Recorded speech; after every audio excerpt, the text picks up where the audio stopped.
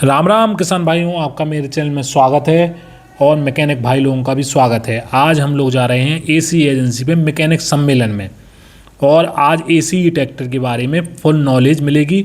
Engineer भाई सारी knowledge देंगे और किसान भाई लोगों के लिए भी और मैकेनिक भाई लोगों के भी लिए भी। और आप देख सकते हैं हम एजेंसी पहुंच चुके हैं। एजेंसी के नाम है निरंजन एग्रो एजेंसी और यहाँ पर हर तरह के ट्रैक्टर आपको मिल जाएंगे, बड़े से बड़े छोटे भी ट्रैक्टर मिल जाएंगे और फाइनेंस की सुविधा भी मिल जाएगी। और एजेंसी है बड़ी नहर के पास ललितपुर में, ज़िला ललितपुर में। आप देख सकते हैं फाइनेंस की सुविधा भी मिल जाएगी। आपको कॉन्टैक्ट नंबर भी दे देंगे तो आप बात भी कर सकते हैं उनसे। आप देख सकते हैं सम्मेलन की, मैकेनिक सम्मेलन की तैयारी हो चुकी है और हम आपको मिलाते हैं एसी एजेंसी के डीलर से। आप देख सकते हैं शिवम निरंजन का नाम है और मैकेनिक भाई लोग भी जुड़ चुके हैं मैकेनिक सम्मेलन में। बहुत से मैकेनिक भाई अभी आ रहे हैं, इसलिए अभी इंतज़ार हो रहा है उनका। आप देख सकते हैं मैकेनिक भाई आ रहे हैं। अगर आपको वीडियो अच्छी लगती हो तो चैनल को सब्सक्राइब कीजिए, वीडियो को लाइक कीजिए और कमेंट भी कीजिए। आप देख सकते हैं मैकेनिक भाई लोग आ चुके हैं और मीटिंग थोड़ी देर में स्टार्ट होने वाली है और इंजीनियर भाई अपने ट्रैक्टर के बारे में सारी भी बातें आपको समझाएंगे और जो ट्रैक्टर लॉन्च हुए हैं उनके बारे में बताएंगे। आप गवर्नमेंट में भी, प्राइवेट में भी हर जगह काम कर रही हैं और अच्छे तरीके से काम करी, बहुत अच्छे तरीके से काम कर रही हैं। तो ये तो हमारे कंपनी प्रोफाइल हो गया मशीनों के लिए, लेकिन हम यहाँ पे बैठे हुए हैं हमारे एसी ट्रैक्टर डीलरशिप पे। तो हम यहाँ पे ट्रैक्टर की चर्चा करेंगे, ट्रैक्टर की बात करेंगे और आप सारे लोग ट्रैक्टर बनाने में बहुत अच्छे कुशल और देखने से लग रहा है कि बहुत ज़्यादा एक्सपीरियंस वाले हैं, क्योंकि एज के हिसाब से लोगों की एक्सपीरियंस का भी एक तजुर्बा लग जाता है कि अगला आदमी लगभग कितने दिनों से काम कर रहा होगा या कितना समय से इनका एक्सपीरियंस क्या होगा। तो जहाँ तक मुझे बहुत खुशी हो रही है कि आप लोग काफ़ी पुराने लोग लग रहे हैं ट्रैक्टर मैकेनिक के लिए। अब बात करें एसी का, हमारी कंपनी 18 एचपी से लेके जो छोटे मॉडल होते हैं 18 एचपी से लेके 90 एचपी तक का ट्रैक्टर बनाती है, जो अलग अलग श्रेणी में है। जैसे 18 एचपी में है हमारा बीर20 एक छोटा ट्रैक्टर है, बागवानी के लिए, बागवानी पर्पज़ से यूज होता है, जिसको कि ज़्यादातर जैसे अंगूर की खेती हो गया और आपकी जो फल वगैरह हो गए, सब्जियां उगाने के लिए हो गई, छोटे किसान के लिए हो गए। अभी तो क्या है कि अब धीरे धीरे क्या हो रहा है, बंटवारों का समय आ गया है, खेत कम होती जा रही हैं, जगह कम होने की वजह से लोग छोटे ट्रैक्टर को भी आजकल यूज़ करने लगे हैं अपना सेल्फ यूज़ के लिए। बड़े ट्रैक्टर में बात करें, दो तरीके के हमारी ट्रैक्टर बनते हैं। एक तो हमारा आता है एनजी सीरीज और एक आता है हमारा के सीरीज। एनजी सीरीज का मतलब होता है न्यू जनरेशन, मतलब जो हमारी कंपनी बनाती है इंजन खुद अपने यहाँ, इंजन जो हमारी कंपनी खुद अपने यहाँ बनाती है उसको हम लोग बोलते हैं NG series, new generation engine.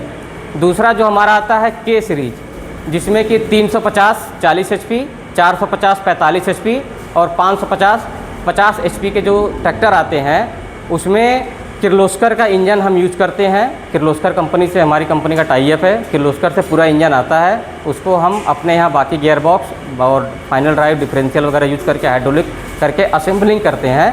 तो दो तरीके का हमारा इंजन ट्रैक्टर बनते हैं, एक एनजी सीरीज और एक के सीरीज। के सीरीज थोड़े से कॉस्टली पड़ जाता है क्योंकि उसको हमें किर्लोस्कर का पूरा टाई अप है, वेंडर है। जो एनजी सीरीज का ट्रैक्टर है काफ़ी अच्छा परफॉर्मेंस उसका आया है मार्केट से। सबसे बड़ी जो उसकी जो दो रिजल्ट आए हैं, एक तो उसका जो रिजल्ट आया है फ्यूल कंजप्शन बहुत कम है, दूसरा ताकत के मामले में बहुत बेजोड़ है, वो ताकत के लिए बहुत बेजोड़ है। अगर हम उसके इंजन की बात करें, इंजन में हमने 105 का बोर और 110 का स्ट्रोक यूज किया हुआ है, किसी किसी में 118 mm का स्ट्रोक यूज हुआ है, जिससे कि ट्रैक्टर का जो पावर बनाने की जो क्षमता होती है वो बढ़ जाती है। अब ट्रैक्टर से थोड़ा सा पहले हम बात करते हैं, ट्रैक्टर की जो मैन्युफैक्चरिंग होती है कैसे क्या होता है, उससे पहले हम थोड़ा सा बेसिक चीज़ों पे चलते हैं। बेसिक क्या होता है, हमारा शरीर 5 तत्वों से मिलके बना है। जिन्होंने थोड़ा बहुत पढ़ा होगा या कहीं सुने होंगे, जाने होंगे, तो 5 तत्वों से मिलके हम ऐसा कहते हैं कि 5 तत्वों से हमारा शरीर मिलके बना हुआ है।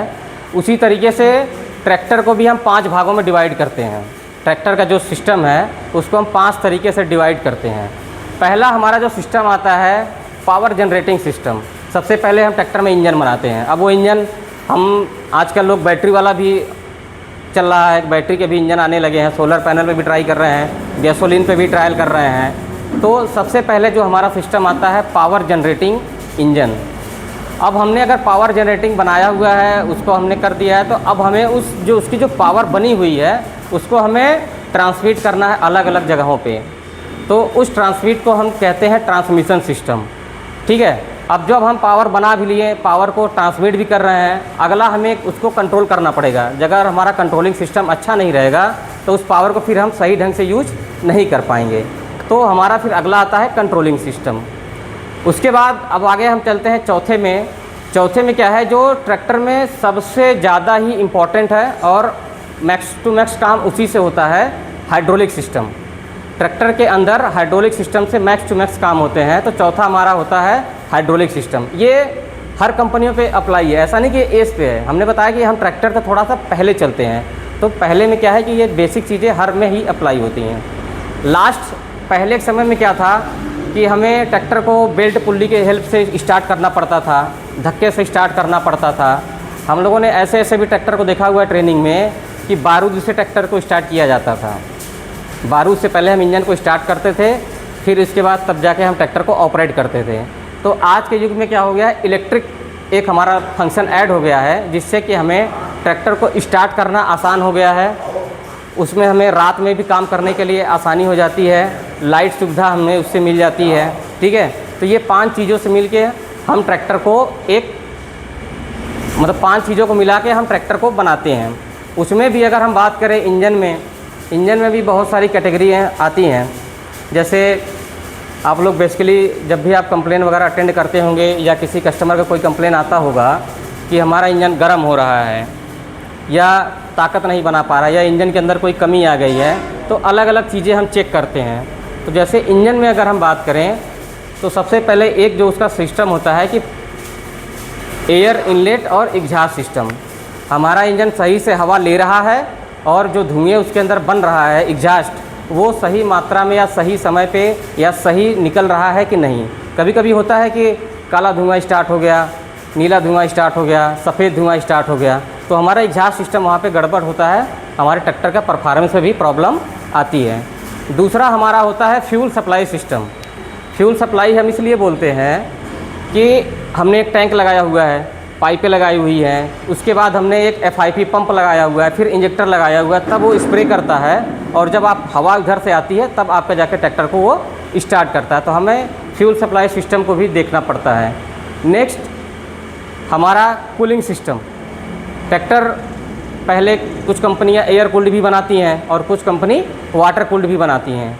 तो हमें जो अगला इंजन का जो सिस्टम होता है वो होता है कूलिंग सिस्टम, कि हमारे ट्रैक्टर का जो कूलिंग है वो कैसा है। पता चला रेडिएटर चोक हो रहा है, उसकी वजह से इंजन हीट हो रही है। बेल्ट अगर आपकी लूज है तो भी वाटर का सर्कुलेशन सही से नहीं हो पा रहा है, तो भी इंजन हीट हो रहा है। हमें आजकल क्या हो गया है कि इंजन और रेडिएटर हमें इनकी लाइफ बढ़ाने के लिए कूलेंट का यूज किया जा रहा है। नहीं तो पहले के लोग 1 गैलन लेके साथ में ट्रैक्टर के साथ में चलते थे कि पानी ख़त्म हो रहा है तुरंत पानी भरने लगते थे। तो हमें कूलिंग सिस्टम भी ध्यान देना है। उसके बाद लुब्रिकेशन सिस्टम, जो ट्रैक्टर के अंदर इंजन ऑयल है कि नहीं है, सारे पुर्जों तक पहुंच रहा है कि नहीं पहुंच रहा है। पता चले कि हमारे चैम्बर में इंजन ऑयल भरा पड़ा है और आपका लुब्रिकेशन पंप काम नहीं कर रहा है, आपके हेड तक ऑयल नहीं पहुंच रहा है, गैलरी कहीं से चोक है, फिल्टर उसका चोक है, तो लुब्रिकेशन सिस्टम पे भी हमें देखना पड़ता है। लास्ट आता है गवर्निंग सिस्टम ऐड करते हैं। गवर्निंग सिस्टम वो FIP में जुड़ा रहता है। फिर उसके बाद इंजन के बाद अगर हम लोग बात करें ट्रांसमिशन में भी आप लोग गियरबॉक्स का ओवरहालिंग करते ही होंगे, रिपेयरिंग करते होंगे। अलग अलग कंपनियों के ट्रैक्टर आप बनाते होंगे, जिसमें कि आप बेसिकली 3 तरीके का गियरबॉक्स आपको मिलता होगा। एक आपको मिलता होगा स्लाइडिंग, जो पहले महिंद्रा वगैरह में यूज़ होता है, आज भी आ रहा है, हमारे भी कंपनी में आ रहे हैं। दूसरा एक होता है कांस्टेंट मेश, एक होता है सिंक्रो मेश, जो कार में यूज होता है या आजकल ट्रैक्टर में भी यूज होने लगे हैं, या ट्रैक्टर में भी कुछ किसी में क्या होने लगा कि टॉप जो गियर होता है उसको हम सिंक्रो मेश में कर देते हैं कि हमें शिफ्टिंग उसकी आसान हो जाती है। तो ये गियर बॉक्स की डिज़ाइन हो जाती है। उसी तरीके से हमारे भी कंपनी में कांस्टेंट मेश गियर बॉक्स भी आता है और स्लाइडिंग मेश गियर बॉक्स भी आते हैं। अब गियर बॉक्स की एक अलग अलग चीज़ें हैं, जैसे सेंटर गियर और साइड गियर। तो हमारी भी कंपनी सेंटर गियर भी बनाती है और साइड गियर भी ट्रैक्टर आपको मिल जाता है। दूसरा, एक फाइनल ड्राइव इसमें आता है, डिफरेंशियल तो सारे ट्रैक्टर में है। एक फाइनल ड्राइव का ऑप्शन है, जैसे पहले एक ट्रैक्टर आता था स्कॉट डीबी या आज जो न्यू हॉलैंड में आ रहा है, जिसमें कि उसके पहिए के पास में फाइनल रिडक्शन लगा हुआ है, पहिए के पास में फाइनल रिडक्शन लगा हुआ है। तो जो स्कॉट डीबी या जिसमें बाहर पहिए के बाहर जो फाइनल रिडक्शन लगा होता है, उसका यूज ये होता है कि जैसे कहीं पे अगर गन्ने की खेती हम करते हैं तो गन्ने की खेती में भी लोग ट्रैक्टर को चलाते हैं बीच में उसकी निराई गुड़ाई के लिए। तो गन्ने की खेती दिन पे दिन क्या होती है, बढ़ती है। जब उसकी हाइट बढ़ती जाती है और ट्रैक्टर का ग्राउंड क्लियरेंस कम रहेगा तो फसल को वो नुकसान पहुंचाता है। तो जो बाहर में जो लगाने का जो कॉन्सेप्ट आया हुआ था वो इस पर्पज़ से आया था कि अगर हमें ट्रैक्टर के ग्राउंड क्लियरेंस को बढ़ाना है, इस ट्रैक्टर का अगर हमें ग्राउंड क्लियरेंस को बढ़ाना है तो हमें यहाँ पे जो फाइनल रिडक्शन लगा रहता था, हम उसकी हाइट को कम ज़्यादा करके भी उसको एडजस्ट कर लेते थे। लेकिन आज के समय में क्या हो गया है कि मैक्सिमम जो है कि इन बोर्ड फाइनल रिडक्शन आते हैं, जिसमें आपने देखा होगा एक बड़ा बुल पिनियन, बड़ा बुल गियर लगा रहता है, जिसमें ऑयल सील बेयरिंग वगैरह लगी रहती हैं। अब कंट्रोलिंग की बात करें तो कंट्रोलिंग में आपके दो चीज़ें आती हैं, एक तो आपका स्टीयरिंग आता है और दूसरा आता है ब्रेक। इन्हीं दो चीज़ों से हम ट्रैक्टर को कंट्रोल करते हैं। हमें एक अच्छा ब्रेक चाहिए ताकि हमें उचित समय पे हम उसका ब्रेक लगाएं और निर्धारित जगह पे जाके हमारा ट्रैक्टर क्या हो जाए, रुक जाए। दूसरा स्टीयरिंग हमें ऐसा होना चाहिए, चलाने में आसानी होनी चाहिए, घुमाने में उसकी सुगमता होनी चाहिए। तो अब धीरे धीरे क्या हो गया है, मैक्सिमम कंपनी क्या करने लगी हैं, पावर स्टीयरिंग यूज़ करने लगी। पहले क्या था, मैकेनिकल स्टीयरिंग आती थी, मैनुअल स्टीयरिंग। अब क्या हो गया है, पावर स्टीयरिंग आने लगे हैं। तो हमारी भी कंपनी अब पावर स्टीयरिंग ट्रैक्टर बनाने लगी है। साथ में जो हमने ब्रेक की अभी आपको बात किया, पहले आते थे लेदर वाले ब्रेक आते थे, सादे ब्रेक जिसको हम लोग लोकल आम भाषा में बोलते हैं सादा ब्रेक। अब ऑयल ब्रेक आने लगे हैं कि जिसकी जो डिस्क होती है, ब्रेक की जो डिस्कें होती हैं, वो ऑयल के अंदर डूबा रहता है। जब वो ऑयल के अंदर डूबा रहता है तो जब भी हम पैडल को प्रेस करते हैं तो हमें सबसे पहले पैडल को प्रेस करने में कम ताकत लगानी पड़ती है। दूसरा, ब्रेक की इफ़िशियंसी बढ़ जाती है। इफ़िशियंसी मतलब ये है कि हमने पैडल लगाया तो हमारा ट्रैक्टर जो है कि कम से कम समय में रुकना चाहिए। इसके बाद हाइड्रोलिक की अगर हम बात करें, हाइड्रोलिक पे जनरली जो आपके बेसिक जो हाइड्रोलिक यूज हो रहे हैं उसमें ही है। हाइड्रोलिक के अंदर भी बहुत सारी चीज़ें, हमें डीपली नहीं जाना है, हमें बेसिकली ध्यान देना है कि बस हमारा हाइड्रोलिक में फंक्शन कैसे है, कैसे काम कर रहा है, वो चीज़ें हमें देखनी पड़ती हैं। ज़्यादातर तो प्रॉब्लम जो आती है कि हाइड्रोलिक का कम उठना, ज़्यादा उठना, लेट से उठना, स्लो उठना, है ना, ये सब चीज़ें होती हैं, कंट्रोलिंग काम नहीं करना। इसके बाद एक हमारा लास्ट है इलेक्ट्रिक। तो इलेक्ट्रिक में भी है, ट्रैक्टर को स्टार्ट करने के लिए हमें सेल्फ चाहिए, बैटरी को चार्ज करने के लिए अल्टरनेटर चाहिए, ये सब चीज़ें हमारी इलेक्ट्रिक में आ जाती हैं। अब एस की बात करें, ये तो हो गया हमारी बेसिक। एस भी हमारी 350, एक हमारा मॉडल है 350 NG, जो 40 HP का ट्रैक्टर है, जिसमें भी आपको साइड गियर, सेंटर गियर और ऑयल ब्रेक के साथ में आपको ट्रैक्टर अवेलेबल है। एक 450 मॉडल है जिसमें भी आपको साइड गियर और सेंटर गियर अवेलेबल है। 550 मॉडल है, उसमें भी साइड गियर और सेंटर गियर अवेलेबल है। हमारा जो अभी रिसेंटली जो सबसे अच्छा और जो तगड़ा मॉडल अभी मार्केट में जो फेमस हुआ है, वो एक मॉडल है DI 65 चेतक, जिसमें कि 4088 cc का इंजन हमारी कंपनी ने यूज़ किया है। आपको उसमें साइड गियर। इंजीनियर भाई ने सारी चीज़ें समझाने के बाद मैकेनिक भाई लोगों का लंच हुआ। लंच होने के बाद ACE एजेंसी के डीलर साहब ने सभी मैकेनिक भाई लोगों के लिए गिफ्ट प्रदान किए और ललितपुर के सारे मैकेनिक सम्मेलन में आए हुए थे। अगर आपको ACE ट्रैक्टर लेना है तो आप ACE एजेंसी में विजिट कर सकते हैं। ACE एजेंसी का एड्रेस है बड़ी नहर के बगल में, हाईवे पर ACE एजेंसी है।